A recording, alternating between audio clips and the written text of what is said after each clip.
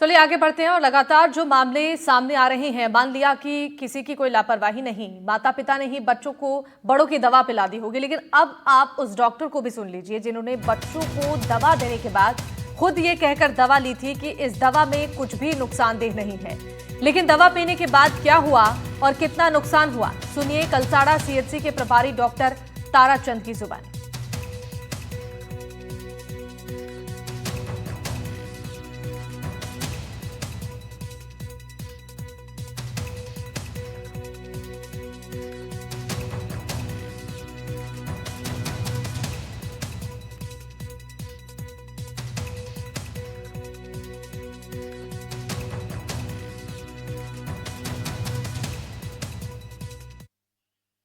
ये घटना दिनांक 26 की है, शुक्रवार की।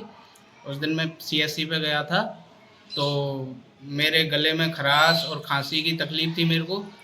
तो मैंने जो मेरे साथी डॉक्टर साहब हैं उनसे मैंने उसके लिए सिरप प्रिस्क्राइब करवाई थी, और वो सिरप में से मैंने जो 2.5-3 ml जो भी डोज है उसका वो लिया था, और लेके फिर मैंने थोड़ा आधा 1 घंटा वहाँ रेस्ट किया हॉस्पिटल। उसके बाद मैं अपने निजी कार्य से सीएमएचओ ऑफिस भरतपुर जा रहा था, तो वहाँ के लिए मैं निकल गया।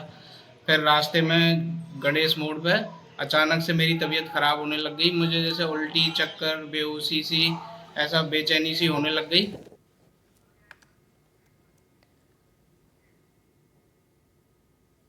अब जयपुर से बड़ी खबर आपको बता दें, खांसी की तरफ से बच्चों की मौत का मामला है। कांग्रेस नेता प्रताप सिंह खाचरियावास का ऐलान, आज विरोध में पैदल मार्च का ऐलान किया गया है। खाचरियावास हाउस से स्वास्थ्य भवन तक ये पैदल मार्च होगा। ये बड़ी खबर आप तक पहुंचा रहे हैं राजधानी जयपुर से। खांसी की सिरप से बच्चों की मौत का मामला अब गर्माता जा रहा है और कांग्रेस नेता प्रताप सिंह खाचरियावास ने ऐलान किया है कि आज से विरोध में पैदल मार्च किया जाएगा। खाचरियावास हाउस से लेकर स्वास्थ्य भवन तक ये पैदल मार्च चलेगा।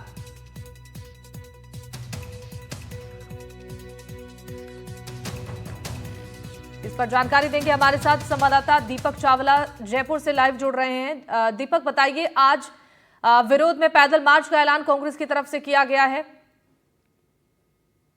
बिल्कुल, देखिए, अब ये जो खांसी से जिस तरह से राजस्थान के अंदर बच्चों की मौत हो रही है, अब इस पूरे मामले में जो राजनीति है वो भी इन्वॉल्व जो है होती नजर आ रही है। अब कांग्रेस ने ऐलान किया है कि वो इस पूरे मामले में प्रदर्शन करेंगे, और प्रताप सिंह खाचरियावास जो कि पूर्व मंत्री भी रहे हैं, वो आज अपने सिविल लाइन आवास से लेकर और जो स्वास्थ्य भवन है वहां तक जो है वो एक पैदल मार्च निकालेंगे, और इस दौरान इस पूरी घटना का जो कड़े शब्दों में निंदा जो है वो करने वाले हैं। इसके साथ ही उनके साथ बड़ी तादाद में जो कांग्रेसी कार्यकर्ता है वो भी रहने वाले हैं। इसके साथ ही वो वहां पर जाएंगे, किस तरह का प्रदर्शन जी। करेंगे, तो उनको जो पुलिसकर्मी है वो भी रोक सकते हैं। और निश्चित तौर पर जिस तरह से राजस्थान के अंदर जिस तरह से बच्चों की मौत हुई है, इस प्रतिबंधित जो फांसी की सिरप है, इससे तो कहीं ना कहीं लापरवाही यहाँ पर जो है साफ तौर पर देखने को मिली है। हालांकि सरकार का कहना है कि बच्चों की मौत जो है वो बीमारी से हुई है। जेके लोन अस्पताल प्रशासन का कहना है कि उनको वो खांसी की सिरप नहीं दी गई है, हमारे रिकॉर्ड में वो नहीं है। तो सरकार और जो डॉक्टर्स है,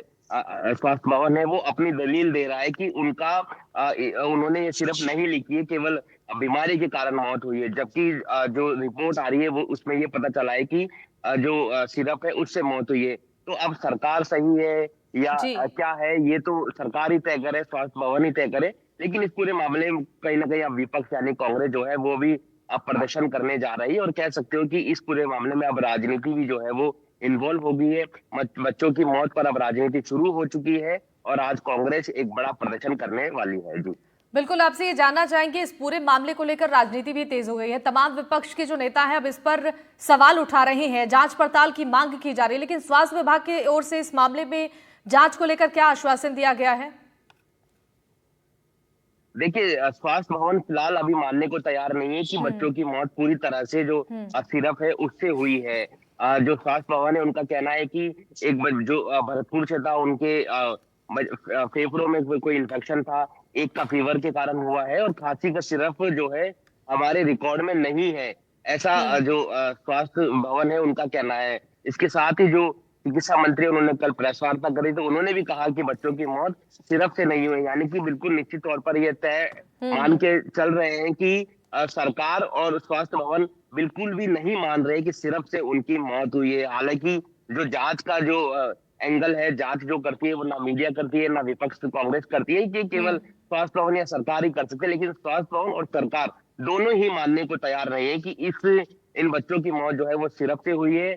बहरहाल आने वाले समय में क्या कुछ इस पे रहने वाला है वो देखना दिलचस्प होगा। जी। फिलहाल जो कांग्रेस है, जो विपक्ष है, वो दबाव बनाने की कोशिश कर रहा है, क्योंकि अब कांग्रेस जब मैदान में है, कांग्रेस जब प्रोटेस्ट कर रहा है, तो इनके साथ फैमिली मेंबर्स भी आ सकते हैं और बच्चों की मौत पर जो है वो सवाल पूछे जाना भी चाहिए कि आखिर सिरप से मौत हुई है या किसी और बीमारी से मौत हुई है। तो कहीं ना कहीं स्वास्थ्य भवन को इसका स्पष्ट जो है वो सबूत भी देना होगा, तब जाकर बात जो है वो क्लियर हो पाएगी। बिल्कुल। अभी फिलहाल स्वास्थ्य भवन केवल इतना ही कह रहा है कि उन्होंने सिरप नहीं दी, जो रेस्पिरेटरी जो लंग्स के इन्फेक्शन है या फीवर है या अन्य बीमारी से मौत हुई है, तब सिरप में उनकी जांच में नहीं पाया गया है। ठीक है। बहरहाल अब आज जो प्रताप सिंह है वो यहाँ पर बड़ा प्रदर्शन करेंगे और 11 बजे का समय जो है वो है, उसके बिल्कुल। बाद वो पैदल मार्च के लिए निकल जाएंगे। बहुत शुक्रिया तमाम जानकारी देने के लिए दीपक।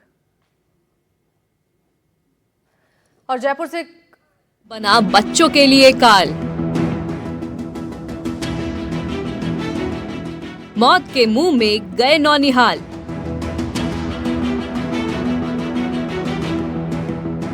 एनडीटीवी राजस्थान की पड़ताल। स्वास्थ्य विभाग के दावों का जाना हाल।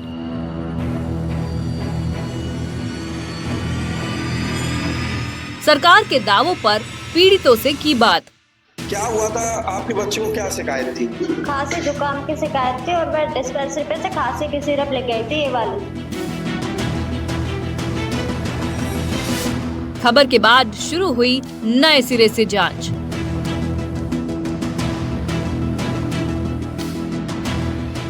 एनडीटीवी की खबर के बाद दवा पर पाबंदी।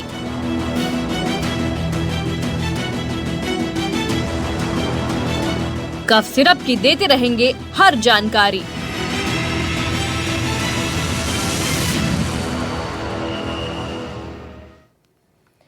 जयपुर से बड़ी खबर है। जयपुर में हनी ट्रैप गिरोह का खुलासा हुआ है। हनी ट्रैप में फंसाने वाली महिला गिरफ्तार हुई है। गिरोह में 3 से 4 अन्य महिलाएं भी शामिल हैं। एक साथी देता था कर्मचारियों की डिटेल, फोटो और वीडियो तैयार कर ब्लैकमेल किया करते थे। गिरोह के अन्य आरोपियों की तलाश की जा रही है। फिलहाल एक महिला की गिरफ्तारी हो चुकी है। बता दें कि जानकारी है कि इस गिरोह में अन्य महिलाएं भी शामिल हैं।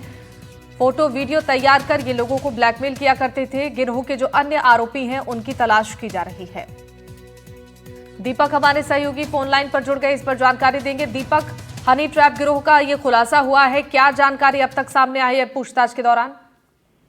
बिल्कुल, देखिए ये जो तस्वीरों में दिख रही आरोपी नीतू सोनी है, जो कि लंबे समय से वांछित चल रही थी और इसको बाजार नगर थाना पुलिस ने इसको गिरफ्तार किया है। जो आरोपी नीतू है उसका तरीका वारदात है कि वो सरकारी कर्मचारियों को ज्यादा टारगेट करती है और इनके एक महिला नहीं है और भी कुछ महिला और अन्य जो पुरुष है वो भी है।